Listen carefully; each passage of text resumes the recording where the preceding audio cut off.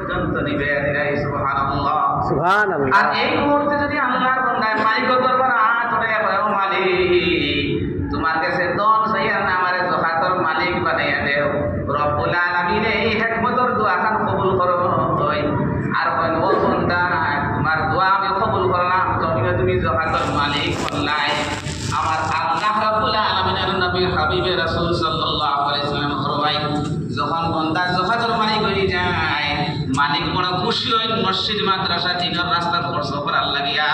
যখন বান্দা তাইনি হয়ে যায়, রব্বুল আলামিন ফরমায়, জমিনেও তোমার ইজ্জত রাখবো, আর হাশরের ময়দানও লক্ষ লক্ষ মানুষের সামনে তোমার দরজা বুলন্দ করিয়া আমি জান্নাত